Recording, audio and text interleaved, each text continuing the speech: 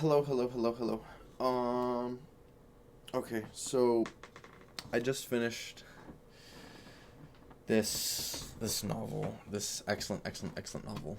And I'm actually gonna check to see how I pronounce her name because I respect this author so much. It is such an incredible novel. It is Half of a Yellow Sun by Chimamanda Adichie. She's a Nigerian author, and she wrote this novel in really quick. This is just post Jerem editing the video. I am never drinking and then recording a book review because there's so much more I wanted to say, and I could have done it in such a better way with what for the stuff that I did say. So yeah, we're just gonna put a pin in it, and we're just gonna leave it there. And I might reread those last 30 pages because I'm not sure what I remember what I just read. I'm pretty sure I remember what I just read though. 2006. Um, it is. I mean, it's excellent. It's absolutely fantastic. There will be. I want this video to be a two novel review as well. Like 10 minutes for each roughly. Um, and I just finished this one. I literally just finished this one. I went to dinner with my uncle before, and then I came back and I had like 30 pages left, and I was like, I have to finish this. I just have to finish this. And so guess what? I did. And it was incredible. It takes place, or it centers, it's historical fiction. It centers around the 60s in Nigeria times, I guess, or the early 60s and the late 60s. Early 60s, um, when Nigeria was still one, and versus the late 60s where Nigeria had its civil war, where the West, with Western Nigeria, which seceded and created its own separate country as Biafra. It follows three different characters, which are Olana Ugwu, and Richard. Richard is a British man. Olana and Ugwu are Igbo people. They are obviously Nigerians technically. Olana is married to Odenigbo, who is a partner with Odenigbo, who is a mathematician professor in Nasuka University. Ugwu is their houseboy, and like I said, Richard is a British man who comes and falls in love with Olana's sister, Kainene. Fantastic. It is simply fantastic. You have so much time to learn all of these characters and watch all of these characters grow and really come to love all of these characters. It's like 540 pages. It's not bad. Not a bad read. I got it done in like 2 weeks. You could probably take a month if you wanted to. And I've really got to start annotating stuff. I really got to start annotating my novels, especially for when I get into my master's program, because that's going to be very important. I've also really got to start writing stuff as well, because writing long papers is going to be a very, very typical part of a master's program as well. Sorry if I'm wearing the same hoodie again. These are like my pajamas, basically. I wear this every night when I go to bed. Because it's cold here. We don't have heating in the house right now. So, but I'll do some cutting, and in between like quotes and stuff that I thought were really great. Maybe I'll give a little bit more of the plot. You follow these three characters: Ugwu, Olana, and Richard. From the late 60s to from the early 60s to the late 60s. It actually jumps twice. It goes from the early 60s to late 60s. And then Adichie, like slowly hints at something happening in the early 60s that like splintered these the main people in the novel. Like they splintered, Olana and her sister Kaini like split, and they didn't talk to one another. They were already like sort of iffy, but now like they completely split, and like you didn't, and like you sort of just get hints, and then it switches back to the early 60s, and then from there you learn what happened, and the whole time you can like you're just reading and you're reading and you're reading and you're just devouring pages, and you're just like, wow, people are just shitty. People are just so shitty, and they're human. But I don't know, like on the one like they're just like they're humans, you know, humans can make mistakes. And yet I as a reader look at them, and I'm like, I would never make this mistake. Maybe other people would look and they'd be like, I can understand how you make this mistake, but me, I could. For me, I look at them and I'm like, I could never. But nonetheless, you are human, and you make mistakes, and we see these people have hardships and struggles, and you see them learn and grow throughout the novel. Olana comes from a very rich, very wealthy family, with many connections, through several times throughout the novel. Her mother is gives her like money, just tons of money. It's never disclosed like the amount, but you get the sense that it's a lot of money.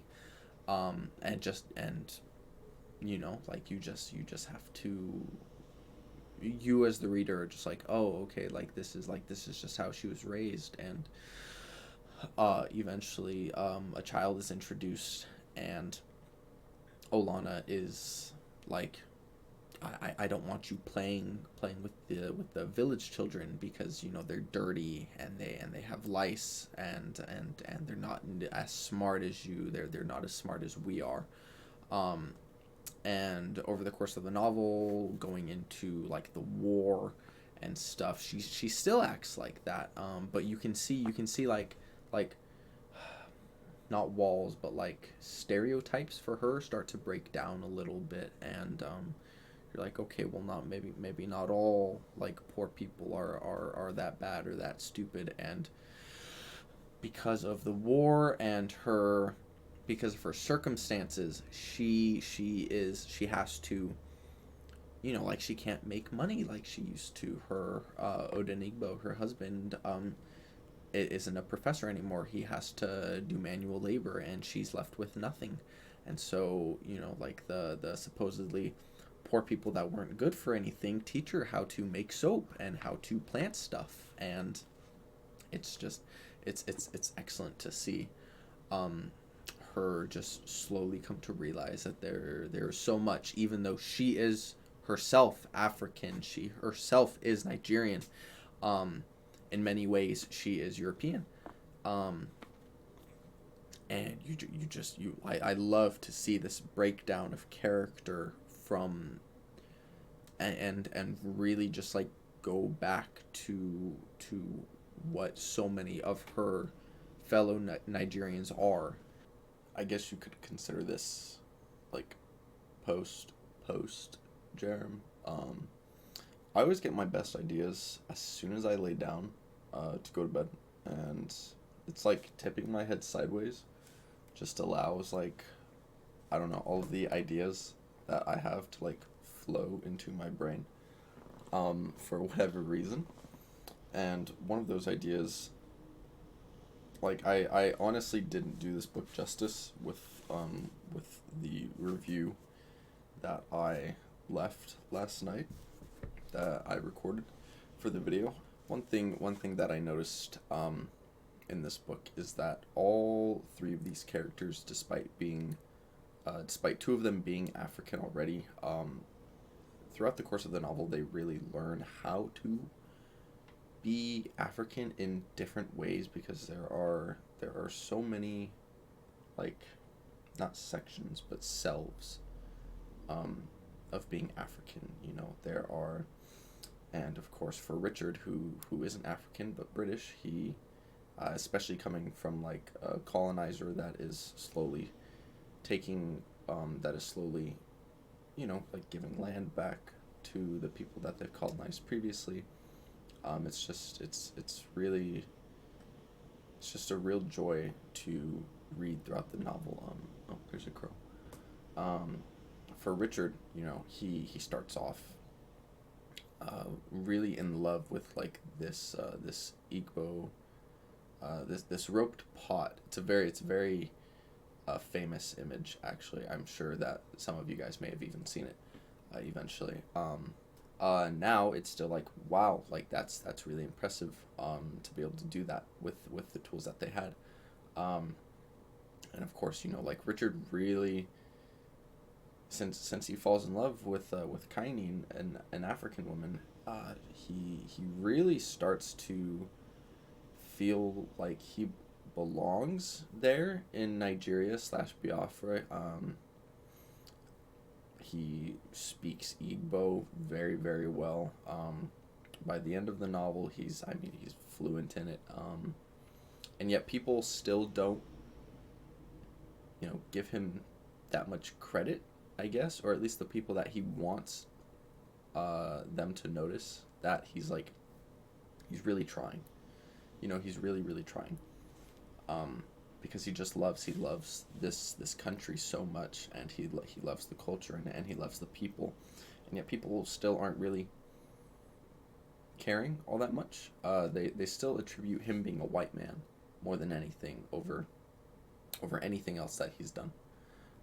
For Olana, I mentioned this in the review yesterday, or last night, where she learns to be African in another sense. She really learns to like find a community, as part of an African, because her and her sister were sent abroad to Britain to boarding school. And so they never really got that experience of running around with the village kids and chasing rats and stuff and trying to cook them.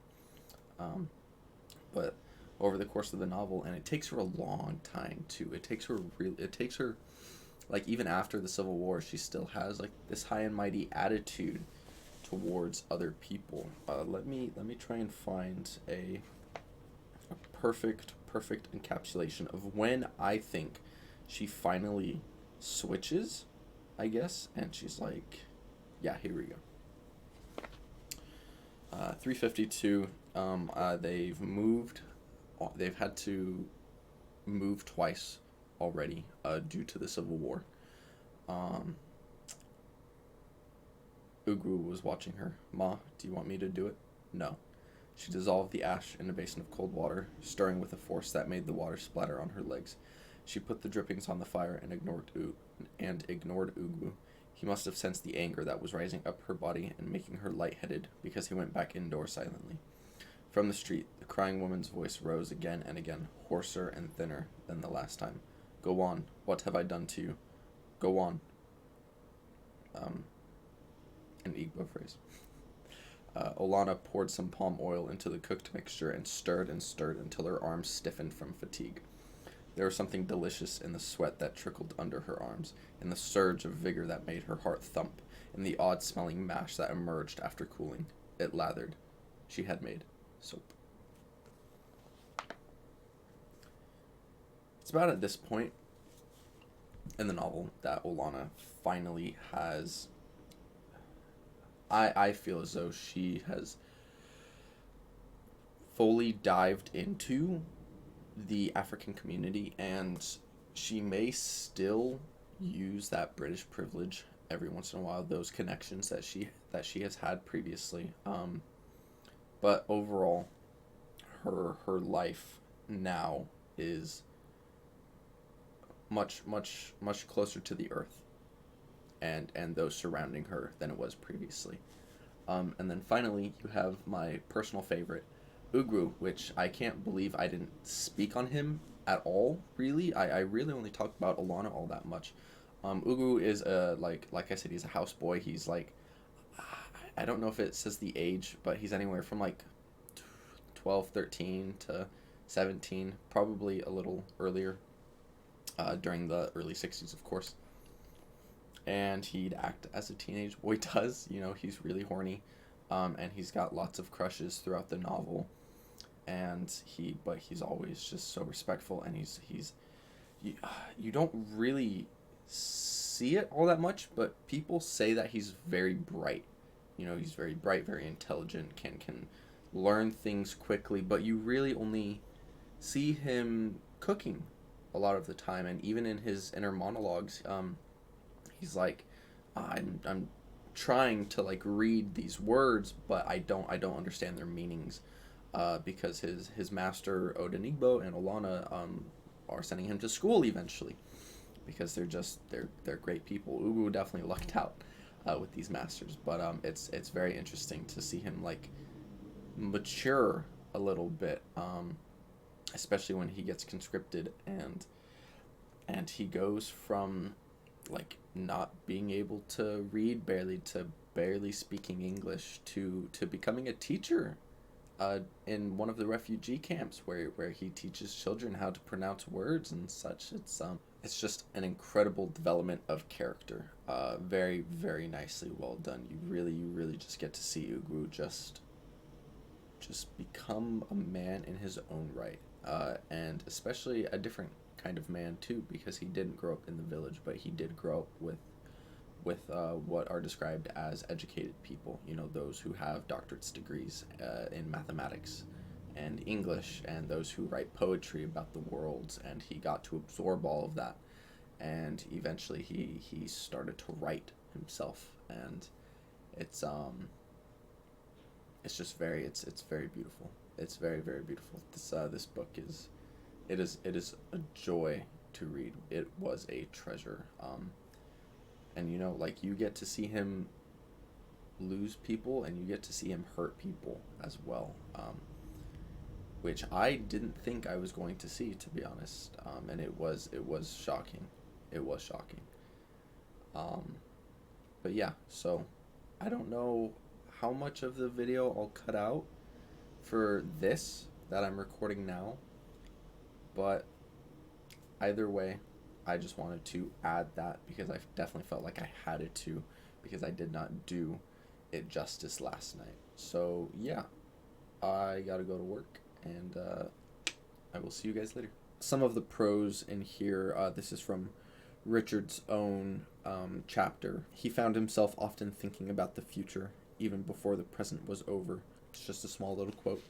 I just really liked it. I'm hoping, I like I said, I didn't do many annotations, but I tried to do some. I definitely didn't do any towards like the last 200 pages, just because I got so absorbed. Oh, sorry. It's not that late. The scene that this chapter takes place in, this scene right here, I love it. I love it so much.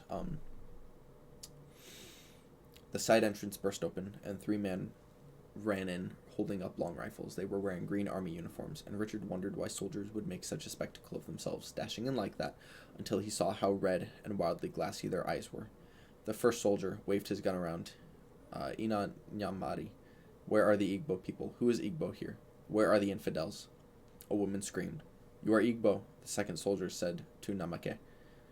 No, I come from Katsina. The soldier walked over to him.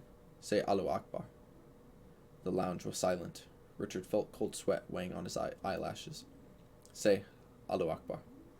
The soldier repeated. Nameke knelt down.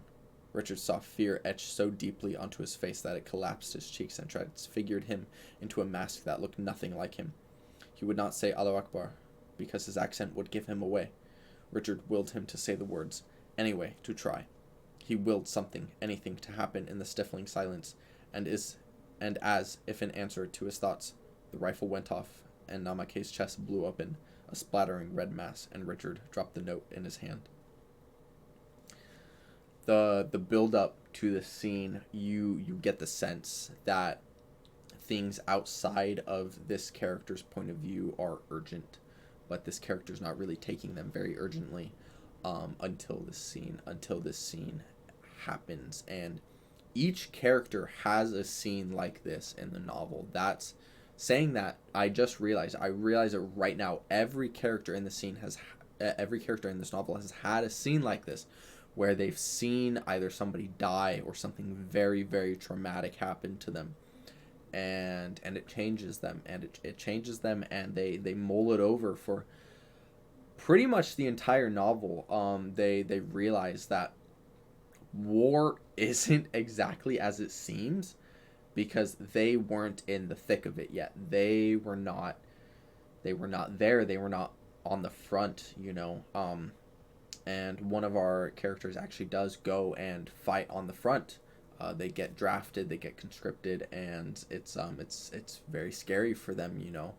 It's and it's just incredible the way Adichie does it. Another quote that I really liked is actually Adichie quoting Moliere, who is a very famous French poet slash dramatist. Moliere's words came to him strangely comforting. Unbroken happiness is a bore. It should have ups and downs. And that, I would say, there was a definite up throughout the first quarter of the novel. It was just ups. Nigeria was doing great overall. All of the characters were slowly doing really great.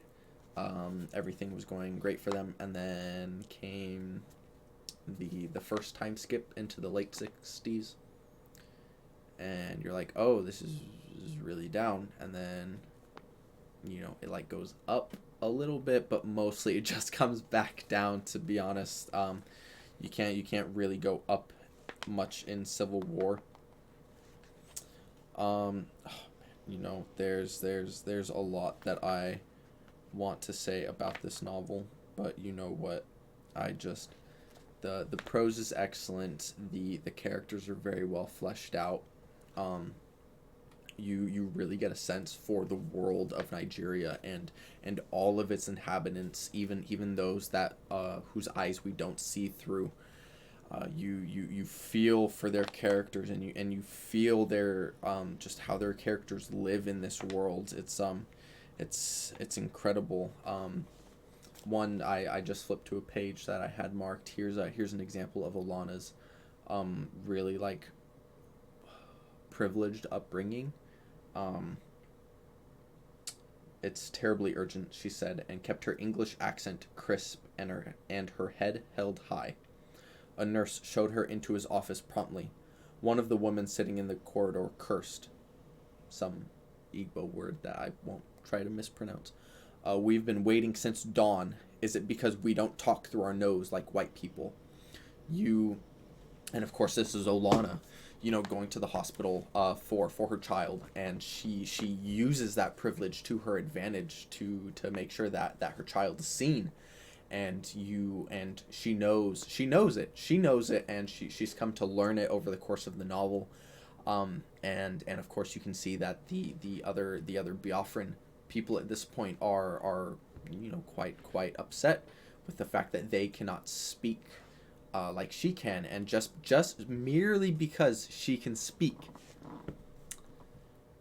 like an English person just gives her a sense of superiority, even in this country that should mockingly shames and mockingly talks about England and the rest of Europe.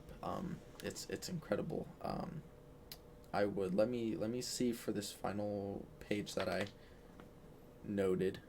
I think I will just share with you the final line of this sentence, or of this novel. Ugu writes his dedication last. For my master, my good man. That honestly sums up a really excellent relationship, multiple relationships that one of our main characters has made throughout the course of the novel. Ugu is he's just a village boy. He was meant to be nothing more than a houseboy, a servant. But we get to see the world through his eyes. We get to see the family that he serves. We get to see the war that he suffers in, that he serves for. And it is just it's an incredible sight to see him grow up from having a wood fire to looking at, you know, people in to looking at people in a refugee camp and being like, why are you cooking like this? This is so bad. This is so disgusting. Like, do you people not have any flavor? It's just a really, really excellent character development that Adichie goes through for each of her characters. And I could love nothing more than to read this novel again with fresh eyes as a first time, because it is incredible. I don't know. Oh, I bought, of course, I mentioned in my last video that I bought this novel because a friend sent me her TED Talk about the single story with many, African lives, African stories, and I was like, hey, I'll pick up a novel or two. I've got another novel. I was supposed to make my bed beforehand. Of course, I didn't. That's typical. I got another novel of hers, but I'm really, really glad, really glad that I read Half of a Yellow Sun first. Just incredible. I've got nothing but praise for Adichie. So yeah, although I have now talked for almost 21 minutes, I hope I'm somehow able to cut this down and get my second read in for this video as well. If not, this will just be one video for Half of a Yellow Sun, which I'd also be completely fine with. But overall, yeah, it's getting late, and I've got work tomorrow. So I will see you guys soon. Bye-bye.